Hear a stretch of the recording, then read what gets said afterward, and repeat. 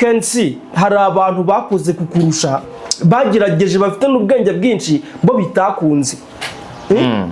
Uriya ni umugisha w'Imana n'amahirwe y'Imana. Urabizi ko ari abantu ubu ngubu wenda ushobora kubona akoresha bakurusha amashuri bakurusha kuba bazwi n'abantu benshi ariko bitakunze batameze nkawe bamurusha ubunyamwuka. Yes ariko bo bitakunze ukaburi boss bo bitarakunze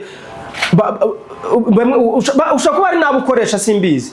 So rero kuba Kenesi yavuga ibyo bintu ntago ari igitangaza urumva ntago nyine we ari henura tu. So ariko ikintu namwibutsa iyo ufashe akazi gatunze abandi bantu bamuyango n'abakobwa basirimu mwana n'abakobwa niyo baba ngo aba host nyine nago wajya bakugira mu host urinjaga. Yes abafite abantu bamukurikira sibyo. Nakunze urugero Dumba yamuhaya tuzafate muyango umugende mu amafaranga asaba ugende umudana muri karakabari kawe Gasogi mumarane mukorane kuva nka saa 2 kugeza saa 9 nudakorera miliyoni 7 kubera izina rya muyango ngenda guha miliyoni 2 genda ubikore nyine kura gufata abantu ugafata akazi gatunze abantu ukagakubita hasi abantu bari na public figure ukavuga ngo ni uburaya man ibyo bintu no kwihenura urumva none ikintu namubwira Kenesi ashobora kuba nawe yarabyaye tu no mupapa.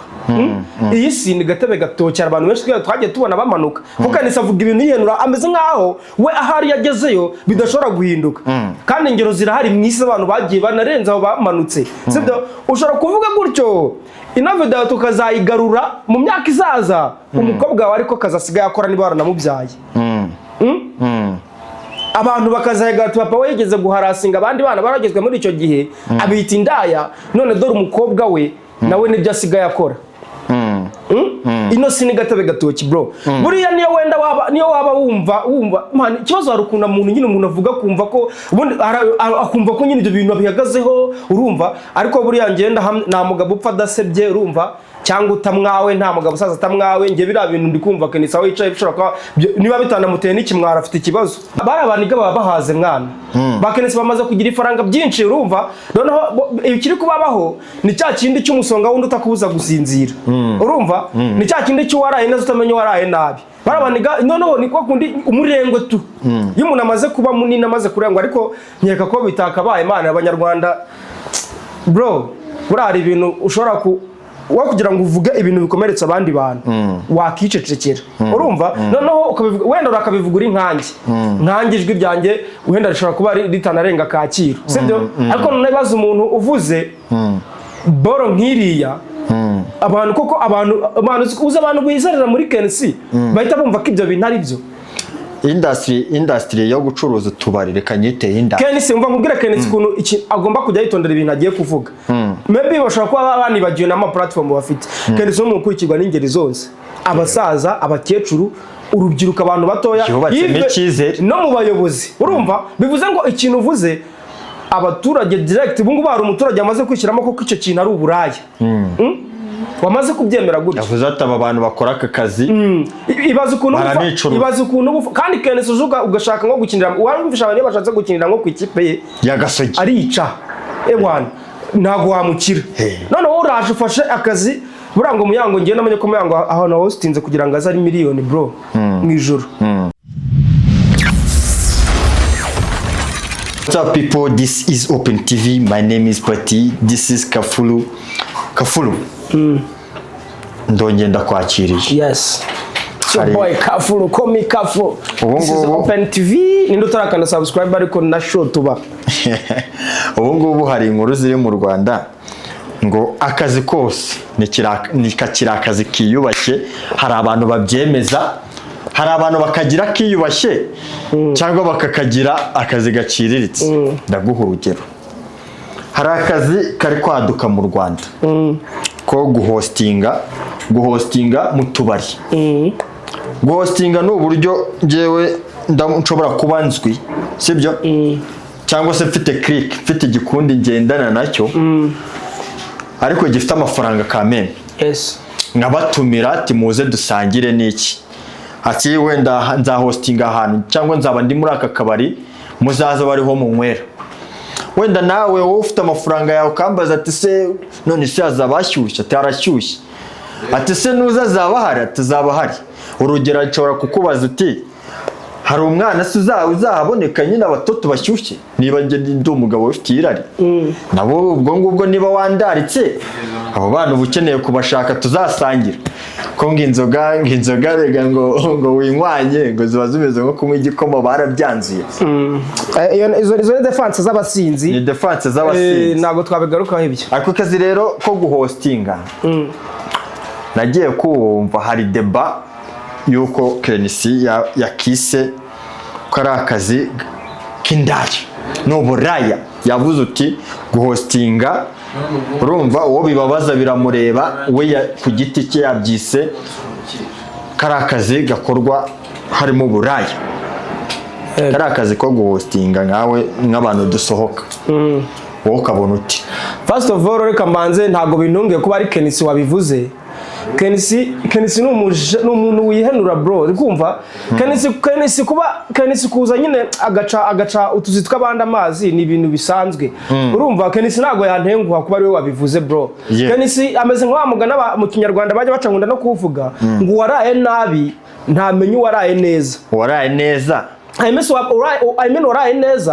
ntabwo ajya amenya waraye nabi kimwe nawe uvuga ngo umusonga wundi ntukubuza gusinzira ntabwo hako ari mu wundi karahando Kenisi nagiye mubona kenshi ari we uri gushyigikira reba gutya kuntu biri bavuga ngo nta kazi urubyiruko rufite yego noneho n'uturimo dukeya n'uturimo duto urubyiruko rwakabashije gukora mu mujyi wa Kigali babyita akajagari ushatse kuvuga uku nguku nshobora kwikora nk'agakarito bagahita bakubwira ngo ibyo ntabwo amagi yanjye kuyashyira mu ndobo hari ahantu ntagera cyangwa washinga akabutika ahangaha bagahita baza bakubwira ngo nta ravabo ngirimo ngo nta parikingi ngirimo urabizi hano Kacyiru ku bandi byarabaye ngo tuno tubari twahangaha ngo tumva ko dufite parikingi nkibaza umuntu ufite imodoka ubundi kucyaza kunywera hano kangari ari akabari ko muri karitsiye abantu binywera abana bakabona minerivare nyuma batashye ko hari za Simba bagira amapariki buri muntu afite urwego rwe ko hari amahoteli abantu bashobora kugenda bafite amamodoka bagaparika bakanywa twebwe hanga kari kuri revu yacu ugatuvuga ngo ngamaravabo ngo ya matoilette ngo ameze gute muri karitsiye hangaha ngo amatoilette bicara muri karitsiye uragira ngo parking ive he sibyo ugasanga Kenisi ni umuntu nyine support ni umuntu w'umunyamakuru akabaye arwana ku baturage ariko ugasanga nyine ari kudefanda ibyo bintu nawe akavuga ngo ibyo bintu nakajagari koko imirimo y'urubyiruko hari mu bantu bavuga ko imirimo y'urubyiruko harimo akajagari iciriritse ari akajagari namwumvise ubwo ndi kukubwira Kenisi kugira ngo udatangurwa no kuba yavuga ibyo bintu yego namwumvise igisubizo yashubije bamubajije kuri wa mukobwa uriya waherutse kuvuga ko ngo urubyiruko rudukennye yego yaramukashije azavuga ukuntu ngo ahubwo ngo urubyiruko ngo dushaka gukora ngo rwakize amaboko mu mufuka man urumva hari ukuntu nyine umuntu ahirwa urumva akumva ko wenda akumva ko ari imbaraga zidasanzwe yakoresheje hari ubwenge bwinshi ari igitangaza cyane urumva nyine ko nyine yagomba Kenisi hari abantu bakoze kukurusha bagerageje bafite n'ubwenge bwinshi bo bitakunze uriya n'umugisha w'Imana n'amahirwe y'Imana urabizi ko hari abantu ubu ngubu wenda ushobora kubona akoresha bakurusha amashuri bakurusha kuba bazwi n'abantu benshi ariko bitakunze batameze nkawe bamurusha ubunyamwuka yes ariko bo bitakunze ukaba uri boss bo bitarakunze ushaka kuba ari nabo ukoresha simbizi so rero kuba Kenisi yavuga ibyo bintu ntabwo ari igitangaza urumva ntabwo nyine we arihenura tu ariko ikintu namwibutsa iyo ufashe akazi gatunze abandi bantu bamubwira ngo n'abakobwa b'abasirimu mwana aba bahosta nyine ntabwo wajya bakugira umuhosta urinjaga yes abafite abantu bamukurikira sibyo nakunze urugero Dumba yamuhaye tuzafate mu yango umugende mu amafaranga asaba ugende umujyana muri kara kabari kawe Gasogi mumarane mukorane kuva nka saa 2 ijoro kugeza saa 9 nudakorera miliyoni 7 kubera izina rya Muyango genda guha miliyoni 2 genda ubikore nyine kura gufata abantu ugafata akazi gatunze abantu ukagakubita hasi abantu bari na public figure ukavuga ngo ni uburaya man ibyo bintu no kwihenura urumva none ikintu namubwira Kenisi ashaka kuba nawe yarabyaye tu no mupapa iyi si ni gatebe gatokera abantu benshi twagiye tubona bamanuka kuko Kenisi avuga ibintu yihenura ameze nkaho we ahari yagezeyo bidashobora guhinduka kandi ingero zirahari mwisi abantu bagiye banarenza aho bamanutse sibyo ushobora kuvuga gutyo ino video tukazayigarura mu myaka izaza umukobwa wawe ariko kazasigaye akora niba waranamubyaye abantu bakazahiga ati papa we yigeze guharasinga abandi bana baragezwe muri icyo gihe abita indaya, none dore umukobwa we nawe nibyo asigaye akora. Ino si ni gatebe gatoki bro. Buriya niyo wenda waba wumva man, ikibazo hari ukuntu umuntu nyine umuntu avuga kumva ko ubundi akumva ko nyine ibyo bintu bihagazeho, urumva, ariko buriya ngenda nta mugabo upfa adasebye, urumva, cyangwa utamwawe, nta mugabo usaza atamwawe. Nge biriya bintu ndi kumva Kenisa wicaye bishobora kuba niba bitanamuteye n'ikimwara afite ikibazo.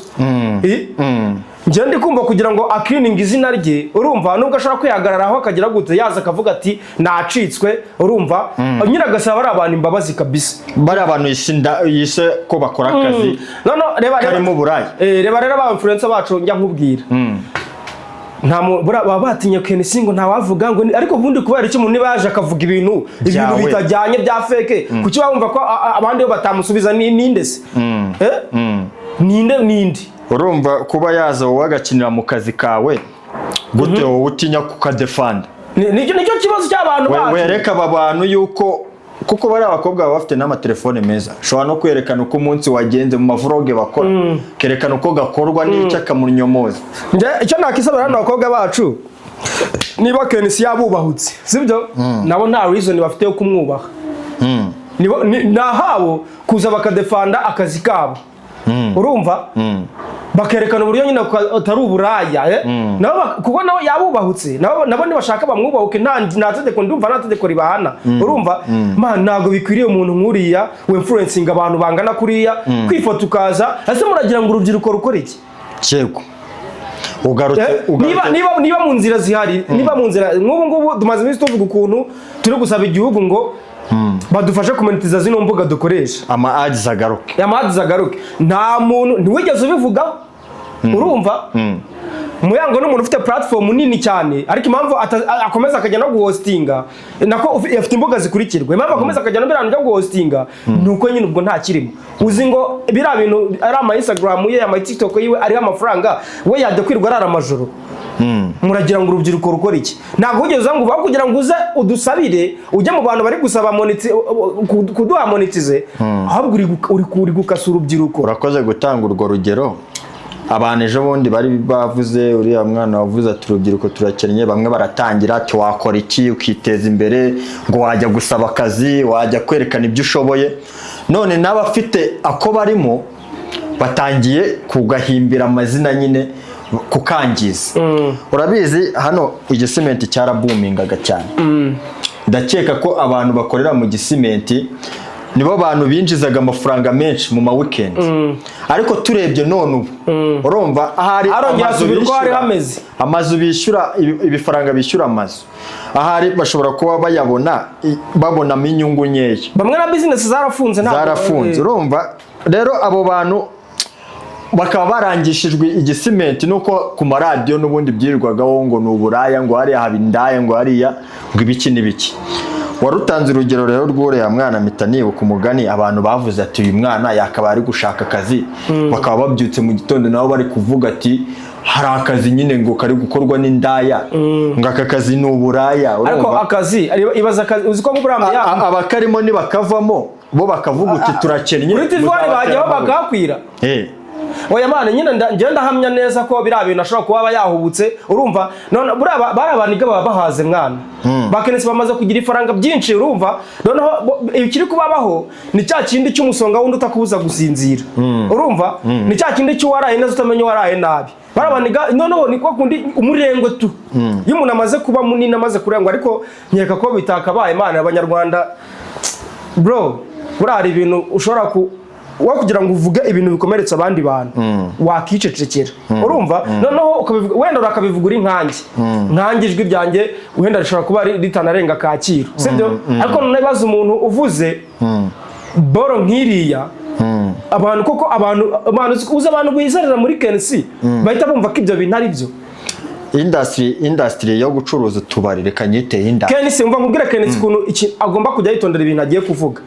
Maybe bashobora kuba banibagiwe n'ama platform bafite. Kenisi mu gukurikirwa n'ingeri zose, abasaza, abakecuru, urubyiruko, abantu batoya, no mu bayobozi, urumva. Bivuze ngo ikintu uvuze abaturage direct, ubu ngubu hari umuturage amaze kwishyiramo ko icyo kintu ari uburaya. wamaze kubyemera gutya. yavuze ati aba bantu bakora aka kazi ibaza ukuntu baranicura. kandi Kenesi ujuga ugashaka nko gukinira uwumvisha abantu bashatse gukinira nko ku ikipe ye ya Gasogi arica ewana ntago wamukira. None wowe uraje ufashe akazi burango Muyango ngiye namenye ko Muyango aho na hostinze kugira ngo azari miliyoni bro mu ijoro.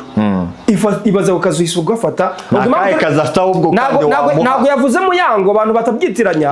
Turi kuvuga Muyango kubera ko ari we muntu akakaje. Yavuze aba hostinga ariko impamvu turi kuvuga Muyango nuko ari we uzwi cyane. Yes, ni we muntu usa nkaho muri none yabivugiye kuri kesi urumva Muyango buriya iriya kesi yayivugwaga nubwo ari ibihuha y'abasore barwanye hariya ni ibihuha nta muntu bizi.